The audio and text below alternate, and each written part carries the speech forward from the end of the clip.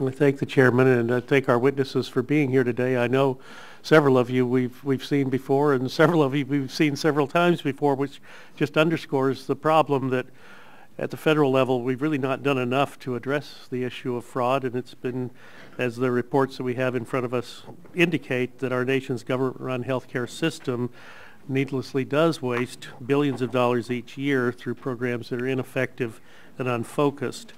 Fraud analysts and law enforcement officials estimate, we've heard the figures already, 10%, as Mr. Barton did the math for us, on an $800 billion public program. That is a substantial sum of money every year, and over a 10-year budget window is truly astounding.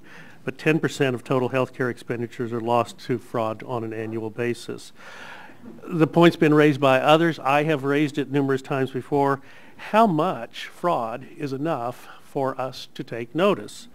The answer that we all expect to see in the amount of fraud is none, zero, Okay. Zero tolerance. But in reality, sometimes it's even as simple as just the lack of a prosecutorial force with the background in prosecuting healthcare law cripples our ability to go after the people that need to be gone after. And certainly that has been true in my communities in North Texas, where repeated violations by some of the same people who have multiple provider numbers, but a single post office box. You can bust someone in the morning, but we're sending out payments to the same post office box under a different provider number that afternoon. Clearly that has to stop.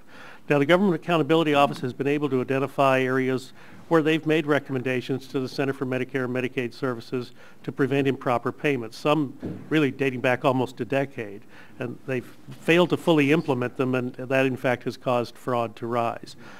If we are serious about bringing down the cost of health care and protecting the patient, not just reducing but eliminating fraud, that needs to be the goal for which we strive. Medicaid expansion under the landmark healthcare legislation passed last year that has already been referenced, but Medicaid expansion under the Affordable Care Act is estimated to exceed $430 billion over the next 10 years.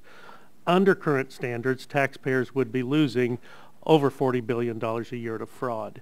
Now, we also talk about the medical loss ratio and how we are going to control costs in the private sector, but I would just simply ask, what is a more cogent indicator of medical loss ratio? Dollars that are lost to fraud. Maybe we ought to include that in our calculation.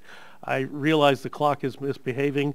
Let me yield back to the chairman because I think he has other